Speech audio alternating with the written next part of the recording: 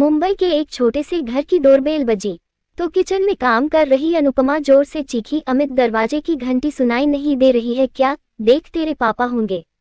आ रहा हूँ माँ। 25 साल के अमित ने अपना लैपटॉप बेड पर रखा और नीचे आकर दरवाजा खोला तो सामने चांदनी को देखकर खुशी से उछल पड़ा। चांदनी के चेहरे पर भी बड़ी सी मुस्कुराहट आ गई। किचन में काम कर रही अनुपमा का चेहरा भी खिल गया। उसने तुरंत करछी प्लेट में रखी और किचन से बाहर आई। अमित ने भी चांदनी को अपने गले से लगाकर पूछा, कैसी रही सिया की शादी?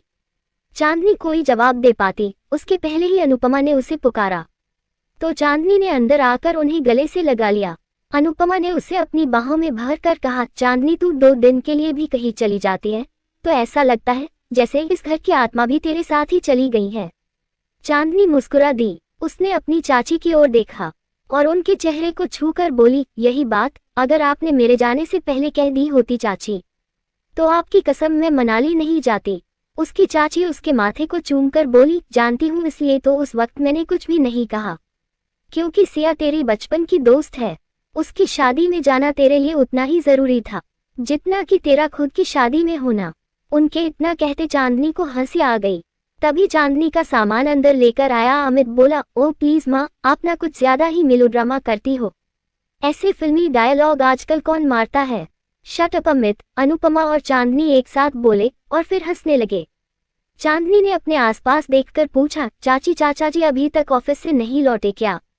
चांदनी का सवाल सुनकर अमित और अनुपमा दोनों ही परेशान होकर एक दूसरे का चेहरा देखने लगे।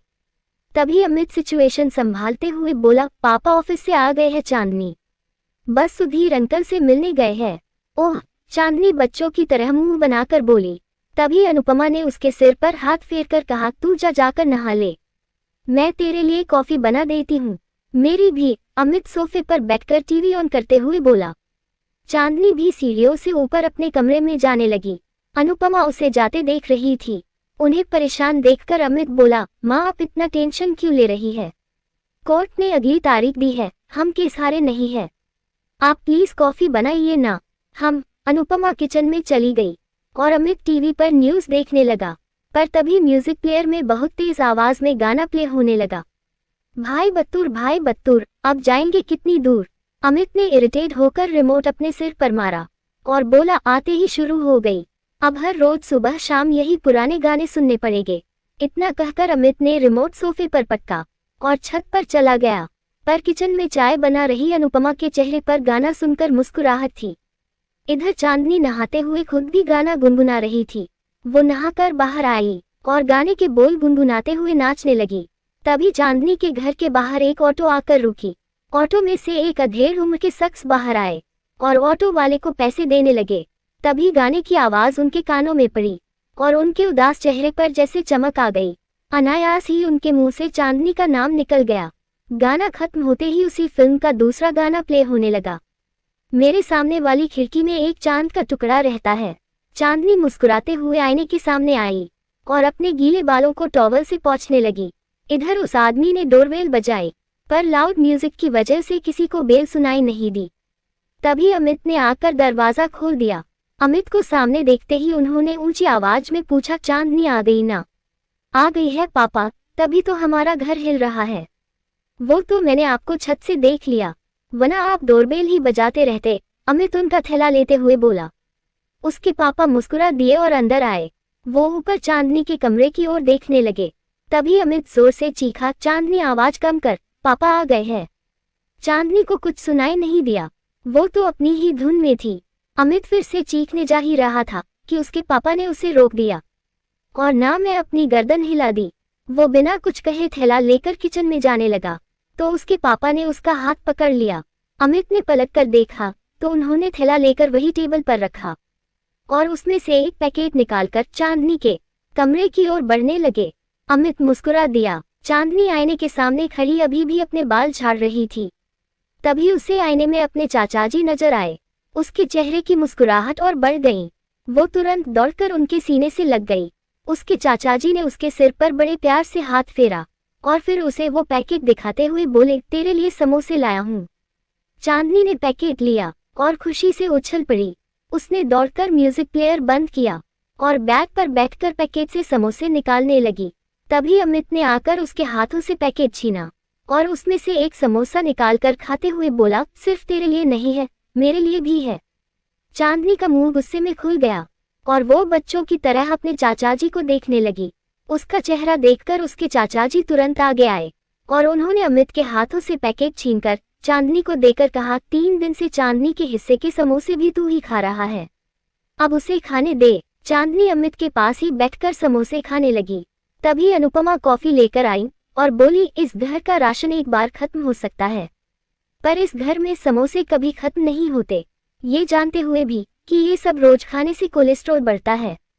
चांदनी समोसे खाते हुए बोली, कुछ नहीं होता चाची, समोसे खाने के बाद 5 बार सीढ़ियों पर लेफ्ट राइट कर लूंगी, ना मेरा वेट बढ़ेगा और ना कोलेस्ट्रॉल।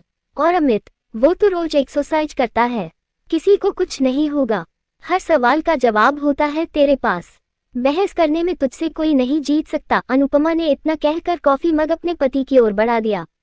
कोई है या नहीं इस घर में? तभी ऊंची आवाज में एक औरत चीखी।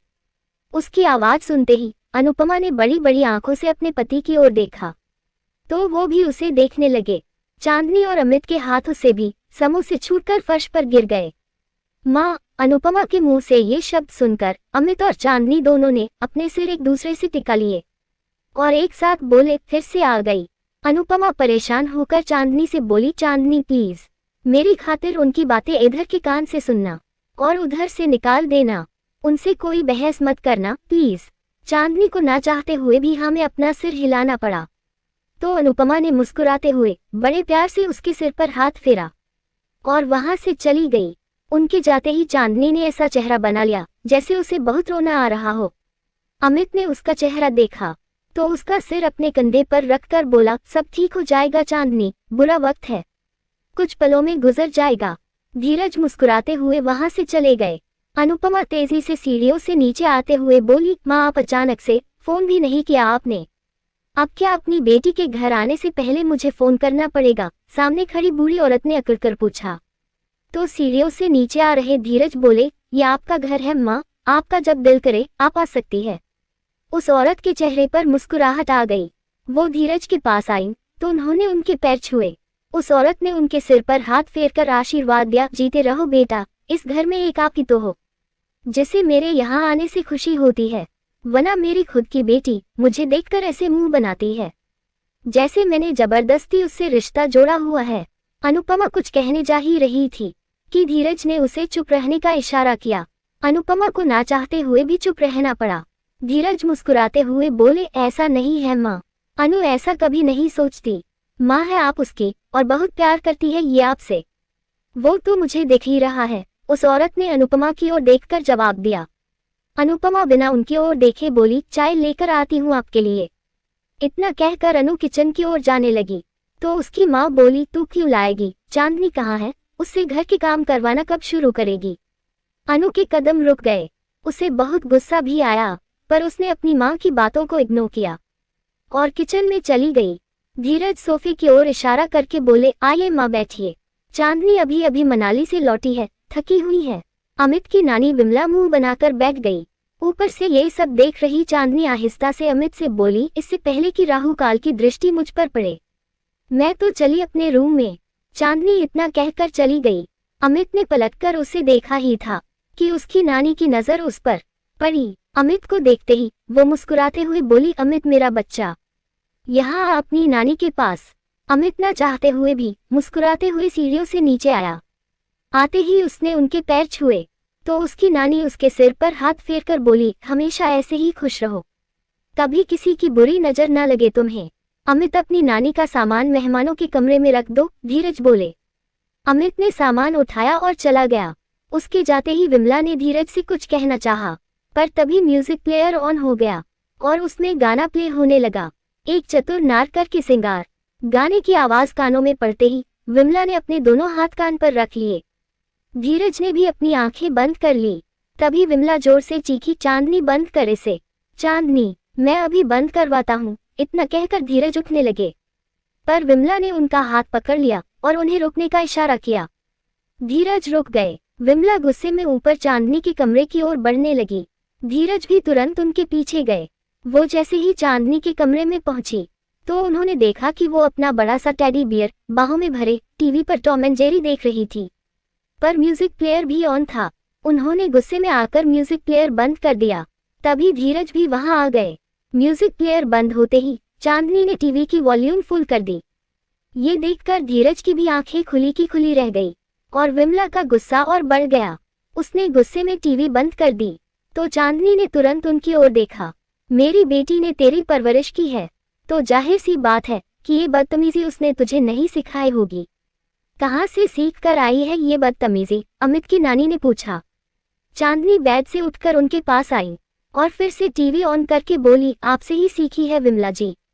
चांदनी, ये क्या बदतमीजी है? तभी धीरज ने आगे आकर चांदनी से पूछा। चांदनी ने कोई जवाब नहीं दिया और वहां से जाने लगी। तभी अनुपमा और अमित भी वहां आ गए। अनुपमा ने चांदनी का हाथ पकड़ा और बोली, चांदनी माँ से माफी मांग। चांदनी ने अपना हाथ छुड़ाया और विमला के पास आकर बोली, आई एम सॉरी विमला जी, गलती हो गई मुझसे। विमला गुस्से में कुछ कहने जा ही रही थी कि तभी धीरज बोले, चांदनी नानी है ये तेरी, ये कौन सा तरीका इनसे बात करने का? चांदनी मुस्कुराते हुए बोली, चाचा जी ये मेरी नहीं सिर्फ अमित की नानी है और ये इनका ही कहना है। इतना ही नहीं, इन्होंने मुझे सख्त हिदायत दी है कि मैं इन्हें नानी ना कहूँ। ये भले बुरी औरत है पर मुझसे उम्र में बहुत बड़ी है और मुझे मेरी चाची ने बड़ों को सम्मान देना सिखाया है, तो मैं इन्हें नाम लेकर तो नहीं बुला सकती ना, इसलिए मैं इन्हें विमला जी कहकर बुलाऊंगी। ठीक है ना विमला जी? विमला उसे गुस्से में घूरने लगी। चांदनी ने अपना फोन उठाया और वहां से जाते हुए बोली, छत पर जा रही हूँ चाची, कोई काम हो तो आवाज लगा देना। इतना कहकर चांदनी तेजी से छत पर चली गई। अमित भी अपनी नानी को घूरते हुए उसके पीछे चला गया। दोनों के जाते ही अनुपमा विमला से कुछ कहने के लिए आगे आई ही थी कि धीरज ने एक बार फिर उसे इशारा करके कुछ न कहने को कहा और खुद बोले, माँ इतना लंबा सफर करके आई है आप, चलकर थोड़ी देर आराम कर लीजिए। हाँ बेटा, विमला ने धीरज के सिर पर हाथ फेरा और फिर वहां से चली गई। उनके जाते ही अनुपमा ने धीरज की ओर देखा तो वो मुस्कुराते हुए उसके पास आकर बोले, माँ कुछ दिनों के लिए आई है अनु, इसलिए कुछ मत बोलो। चांदनी को हम नहीं समझा सकते पर तुम तो खुद को शांत रख सकती हो ना, सिर्फ तब तक जब तक चांदनी की आंखों से आंसू ना गिरे। अगर माँ की वजह से मेरी बच्ची की आंखों से इस बार आंसू बहे तो मैं उन्हें एक बार फिर इस घर से बाहर का रास्ता दिखा दूंगी और आप मुझे नहीं रोक पाएंगे। इतना कहकर अनुपमा ने गुस्से में टेबल पर रखे समोसे का पैकेट उठाया और वहां से जाते हुए बोली, समोसे भी नहीं खाने दिए उसे। धीरज ने ऊपर आसमान की ओर देखा और बोले, महादेव कुछ दिन संभाल लेना, क्योंकि माँ जब भी यहाँ आती है मेरे घर की शांति भंग हो जाती है। इधर चांदनी छत पर आई ही थी कि तभी उसके फोन की बेल बजने लगी। संजना का नंबर देखते ही वो इरिटेट होकर बोली, बस इसकी ही कमी रह गई थी। उसने कॉल रिसीव की और बोली, मैं मुंबई आ गई हूँ संजना, कल वक्त पर ऑफिस पहुँच जाऊंगी। गुड चांदनी, यही सुनने के लिए मैंने कॉल किया था। वैसे तुम्हें याद दिला दूं, इंडिया की कुछ बड़ी नदियों पर बनने वाले डैम का टेंडर कल खुलने वाला है, इसलिए हमें वक्त पर वहां पहुंचना होगा। मैं एक सेकेंड भी लेट नहीं होना चाहती, खास तौर से तुम्हारी वजह से। Got it? संजना के इतना पूछते ही चांदनी इरिटेट होकर बोली, समझ गई। संजना फिर से बोली, और हाँ टेंडर हमें ही मिलेगा, इसलिए कल शाम को तुम्हें एक ग्रांड पार्टी थ्रो करनी है, जिसका अरेंजमेंट कल शाम 7 बजे तक हो जाना चाहिए। यस मैम, और हाँ कल पार्टी में मैं कुछ खास लोगों को इनवाइट करना चाहती हूँ, जिन्हें इनवाइट करने तुम खुद जाओगी, समझी? संजना फिर से बोली। चांदनी ने ऊपर आसमान की ओर देखा और फिर मुंह बनाकर बोली, यस मैम, एक बार फिर से रिमाइंड करवा रही हूँ, कल लेट मत होना, वरना मैं ये भूल जाऊंगी कि तुम मेरी एम्प्लॉय होने के साथ साथ मेरी दोस्त भी हो और तुम्हारे साथ ठीक वैसे ही पेश आऊंगी जैसे मैं बाकी लोगों के साथ आती हूँ, समझी तुम? संजना के इतना कहते ही चांदनी बच्चों की तरह बोली, संजना अब अगर तुमने मुझे सारे ऑर्डर दे दिए हो तो क्या मैं फोन रख सकती हूँ? वो क्या है ना, मैं अभी अभी घर लौटी हूँ, बहुत थकी हुई हूँ। गुड नाइट चांदनी। संजना ने इतना कहकर कॉल कट कर दी। चांदनी ने अपना फोन सीने से लगाया और झूले पर बैठकर बोली, चांदनी तेरी जिंदगी भी ना किसी चक्की से कम नहीं है, बस पिसते रहना ही लिखा है इसमें। ओए ड्रामा क्वीन, कहाँ कहाँ से ढूंढ कर फिल्मी डायलॉग मारती है, चक्की, पिसते रहना एंड ऑल। अमित ने कॉफी का मग उसकी ओर बढ़ाकर कहा।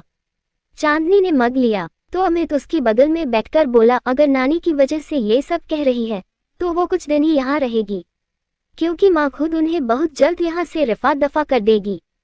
उनकी टेंशन नहीं है मुझे अमित, बचपन से झेल रही हूँ उन्हें, तो उनके साथ डील करना बहुत अच्छे से सीख चुकी हूँ। मैं संजना की वजह से अपसेट हूँ। उसकी बातों से ऐसा लगा जैसे बस मेरे आने का ही इंतजार कर रही थी। कल मुझे ऑफिस में सांस भी नहीं लेने देगी। चांदनी के इतना कहते ही अमित बोला, तो कल ऑफिस मत जा, मैं फोन करके संजना से कह दूंगा कि तेरी तबीयत खराब है। वाह क्या आइडिया है। संजना से झूठ बोलूं और सारा दिन घर पर रुककर विमला जी की जली कटी बातें सुनूं। और कोई आइडिया नहीं मिला तुम्हें मेरी जान लेने का? चांदनी ने चिढ़कर पूछा।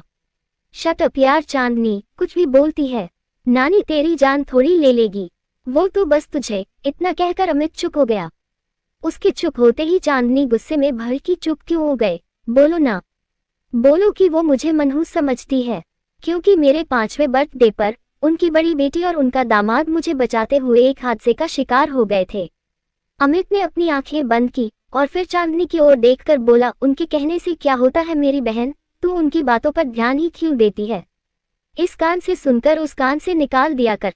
ये तुम्हारे लिए कहना बहुत आसान है अमित, क्योंकि तुम्हें उनका प्यार मिलता है और मुझे उनकी नफरत, जबकि हम दोनों से उनका एक ही रिश्ता है। अगर तुम उनकी बेटी के बेटे हो तो मैं भी उनकी सगी बेटी की ही औलाद हूँ, पर नहीं, उनकी नज़र में तो मैं उनकी बेटी को खा गई हूँ, जैसे मैं कोई इंसान नहीं बल्कि शेरनी हूँ। चांदनी के इतना कहते ही अमित ने गुस्से में ताली बजाई और बोला, वाओ चांदनी, बहुत अच्छे से हिसाब किताब करती है तू प्यार का, पर अगर मेरे नजरिए से हिसाब लगाएगी तो तुझे मुझसे ज्यादा ही प्यार मिला है। पापा तुझे चाचा और मौसा होने के साथ साथ पिता का भी प्यार देते हैं, और मेरी माँ वो चाची और मौसी के साथ साथ माँ का प्यार भी तुझ पर लुटाती है। और मैं तेरा भाई, मैं भी तुझसे बहुत प्यार करता हूँ, फिर भी तुझे बस नानी का प्यार ही चाहिए। क्यों? अरे नहीं चाहिए मुझे उस चुड़ैल का प्यार, मुझे बस सुकून चाहिए। चांदनी गुस्से में बोली, पर फिर उसने तुरंत अपने मुंह पर हाथ रख लिया और अमित की ओर देखने लगी। उसका चेहरा देखकर अमित की हंसी छूट गई। चांदनी भी बच्चों की तरह मुंह बनाकर हंसने लगी, तो अमित ने आगे बढ़कर उसे गले लगाकर कहा, अपनी जुबान पर थोड़ी लगाम लगा, नानी ने सुन लिया तो पूरा घर हिला देगी। हाँ तो क्या मैं डरती हूँ उनसे? उनकी सिर्फ शक्ल ही इंसानों जैसी है, बाकी इंसानों जैसे उनमें कोई गुण नहीं है। मैं डरती नहीं हूँ उनसे, अगर वो मुझे एक सुनाएगी ना तो मैं भी उन्हें 100 सुनाऊंगी। हाँ, चांदनी फिर से बोली। ये सुनकर अमित को हंसी आ गई तो चांदनी भी हंसने लगी। तभी पिंकी वहां समोसे लेकर आई और बोली, गर्म गर्म समोसे। उसकी आवाज सुनकर अमित और चांदनी दोनों ने उसकी ओर देखा। पिंकी अमित को देखते हुए मुस्कुराते हुए आगे आई और उसने समोसे टेबल पर रखकर कहा, अनु आंटी ने भेजे हैं, जल्दी से खा लो वरना ठंडे हो जाएंगे। थैंक यू पिंकी, अमित ने एक समोसा प्लेट से उठाते हुए कहा और झूले पर बैठ गया। पिंकी उसे देखकर बड़े प्यार से मुस्कुरा रही थी। उसे ऐसे मुस्कुराते देख चांदनी उसके पास आई और आहिस्ता से उसके कान के पास आकर जोर से चीखी, पिंकी। पिंकी घबराकर चौंक गई और फिर चिढ़कर बोली, पागल है क्या इडियट? चांदनी सच में पागल हो गई है, मैं भी डर गया था। इतना कहकर अमित समोसे खाते हुए वहां से चला गया, पर चांदनी को हंसी आ गई। उसे हंसते देख पिंकी गुस्से में बोली, मेरी मोहब्बत की सबसे बड़ी दुश्मन तो तू ही है चांदनी। बहुत मजा आता है ना तुझे ये सब करके, पर कोई बात नहीं, तेरी भी बारी आएगी, देख लूंगी तुझे। इतना कहकर पिंकी ने प्लेट से समोसा उठाया और झूले पर बैठकर खाने लगी। चांदनी मुस्कुराते हुए उसकी बगल में आकर बैठी और बोली, तेरी मोहब्बत का मजाक ना उड़ाऊं तो और क्या करूं? बचपन की मोहब्बत में भी तुझसे आज तक अमित से अपने दिल की बात नहीं कही जा रही है। अरे उसकी शादी किसी और से होने के बाद बोलेगी क्या? मैं सच में बोलना चाहती हूँ चांदनी, पर डरती हूँ कि अगर उसने इनकार कर दिया तो, अगर वो किसी और से प्यार करता हो तो, अगर उसने मुझसे ये कह दिया कि वो मुझसे प्यार नहीं करता तो? पिंकी ने मासूमियत से समोसा खाते हुए पूछा। तो चांदनी भी झट से बोली, तो तू किसी और से शादी कर लेना। पिंकी का मुंह खुल गया और वो गुस्से में चांदनी से हाथापाई करने लगी। चांदनी भी हंसते हुए उससे लड़ने लगी। तभी पिंकी उदास होकर बोली, चांदनी मेरी माँ कहती है कि जो लोग किसी के प्यार का मजाक बनाते हैं उन्हें प्यार में इतना दर्द मिलता है कि उनके आंसू सूख जाते हैं। पर दर्द कम नहीं होता। इसलिए मेरे प्यार का मजाक उड़ाना बंद कर दे तू, क्योंकि कई बार प्यार करना जितना आसान होता है, उसका इकरार करना उतना ही मुश्किल हो जाता है। मेरे साथ भी कुछ ऐसा ही है। मैं अमित से प्यार करती हूँ, पर अमित की आंखों में मुझे अपने लिए प्यार कभी नजर ही नहीं आया। शायद मेरा प्यार एक तरफा है और मुझे मेरा प्यार कभी नहीं मिलेगा। ओहो पिंकी, तू इतना सेंटी क्यों हो रही है? मेरी बात मान। जाकर अमित को बता दे कि तू उससे प्यार करती है, और अगर तेरी फीलिंग्स जानकर भी वो तेरे प्यार को ना समझे तो उसे भूलकर जिंदगी में आगे बढ़ और किसी ऐसे इंसान का हाथ थाम ले जो तुझसे प्यार करता हो। चांदनी पिंकी को समझाते हुए बोली। पिंकी उठकर खड़ी हुई और बोली, कहना आसान होता है चांदनी, पर करना उतना ही मुश्किल। बचपन की मोहब्बत को भुलाकर पल भर में आगे बढ़ जाना इतना आसान नहीं होता है। पर तू शायद मेरी बात को नहीं समझेगी, क्योंकि अभी तक तुझे किसी से प्यार नहीं हुआ ना। जिस दिन होगा उस दिन शायद तू मेरी फीलिंग्स को बेहतर समझ सकेगी।